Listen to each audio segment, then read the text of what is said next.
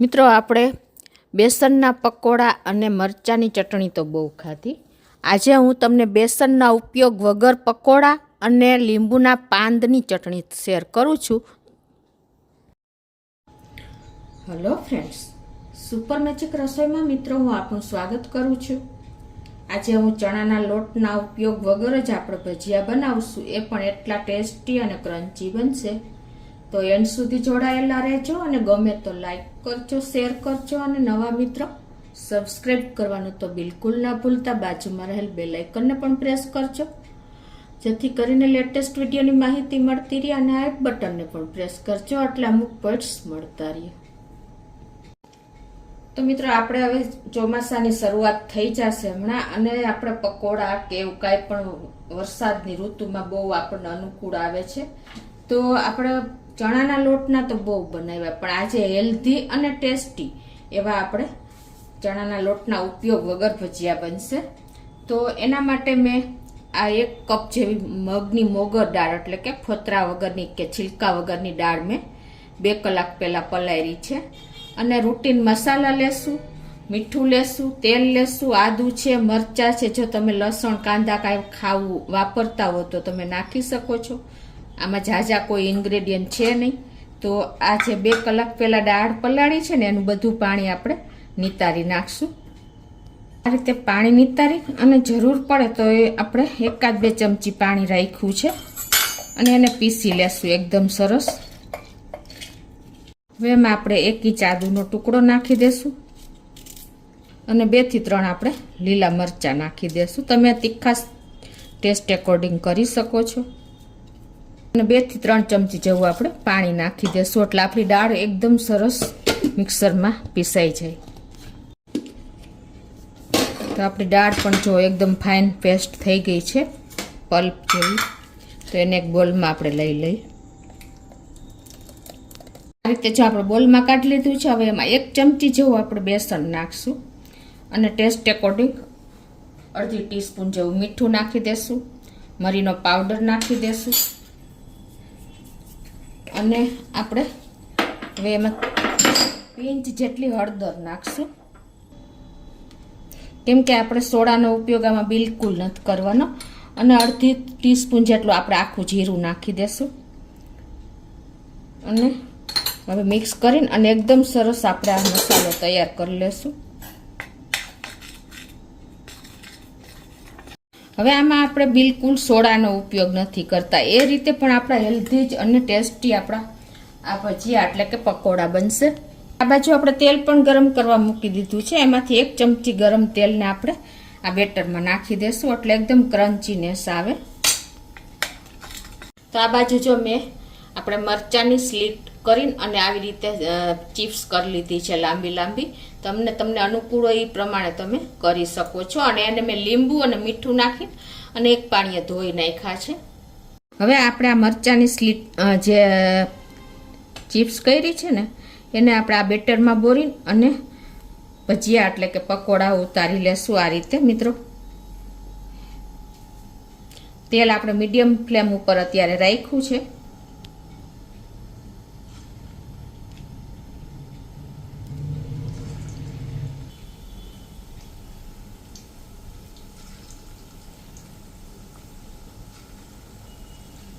મિત્રો આપણે આજે એકદમ ટેસ્ટી તો થશે જ. આપણે મગની દાળ હોય એટલે એનો ટેસ્ટ તમને ખ્યાલ જ હોય છે કે કેટલા ટેસ્ટી. બાળકોને તમે આપશો ને તો પણ તમને ક્યારેક, અને આ રીતે તમારે ફ્રાય ન કરવા હોય તો તમે એને આપણે એર ફ્રાયરમાં પણ કરી શકો છો. તો જેટલા આપણે તેલમાં આવશે એટલા મૂકી દઈએ. અને આ રીતે તમે મેથી, કાંદા કોઈ પણના તમે પકોડા ઉતારી શકો છો. તો 1 મિનિટ પછી આપણે એને આ રીતે ફેરવી લેશું. આ ખાવામાં બહુ મજા આવે ને એવા ટેસ્ટી આ પકોડા. કોઈ ટાઈમ નથી લાગતો અને સરસ હેલ્ધી તૈયાર થશે. જો તો મીડિયમ ફ્લેમ ઉપર જુઓ આપણે 2 થી 3 મિનિટ થઈ છે અને એકદમ સરસ આપણા પકોડા એટલે કે મરચાંની ચિપ્સના ભજીયા રેડી થઈ ગયા છે. અને એકદમ ક્રન્ચી એવા તૈયાર થયા છે મિત્રો. ખાવાની ઓર મજા આવે ને એવા ટેસ્ટી બન્યા છે. તો એને આપણે એક પ્લેટમાં લઈ લેશું.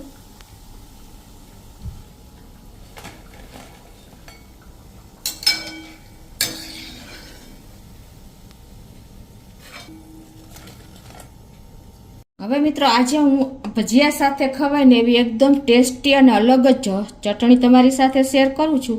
તો એના માટે આપણે આજે લીંબુના પાંદની ચટણી બનાવશું મિત્રો.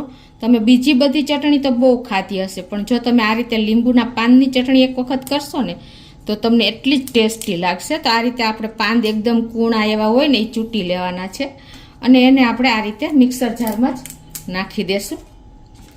અને સાથે આપણે 2 થી 3 લીલા મરચાના પીસ નાખશું અને 2 થી 3 કળી આપણે લસણ નાખી દેશું. 1 ઇંચ આદુનો ટુકડો નાખી દેશું અને થોડી આપણે ધાણા ભાજી પણ આ રીતે હાથેથી જ તોડીને નાખી દેશું અને અડધા લીંબુનો રસ નાખશું.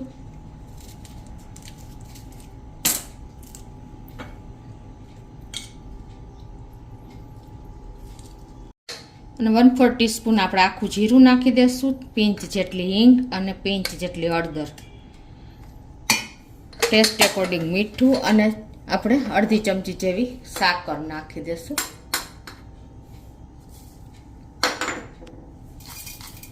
અને હવે આની આપણે ફાઇન પેસ્ટ તૈયાર કરી લઈશું.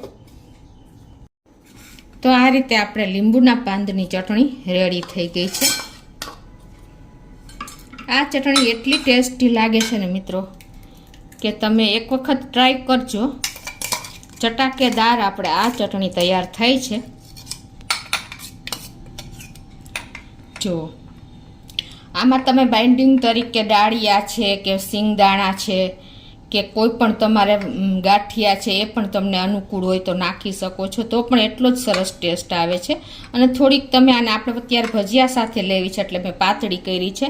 તમારે રૂટીનમાં આપણે રોટલી પરોઠા સાથે ખાવી હોય તો થીક કરીને તમે બનાવી શકો છો મિત્રો.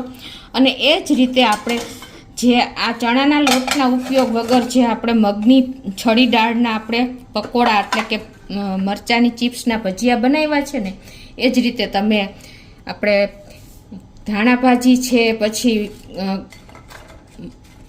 પેલી મરચાં આખા મરચાંના ભજીયા પણ તમે કરી શકો છો. પછી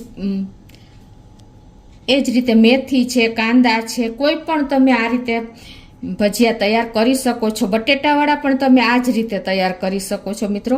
તો ચોક્કસ આ ચોમાસું આવે ને એ પહેલાં તમે એક વખત ચોક્કસ આ રીતે તમે ચણાના લોટના ઉપયોગ વગરના આ રીતે જો લીંબુની ચટણી સાથે તમે આ ભજીયાની ટ્રાય કરજો. એકદમ ટેસ્ટી અને ચટાકેદાર આપણા આ ભજીયા રેડી થાય છે, એટલે કે મરચાંના ભજીયા. તો તમને ગમે તો લાઈક કરજો, શેર કરજો અને નવા મિત્રો સબસ્ક્રાઈબ કરવાનું તો બિલકુલ ના ભૂલતા.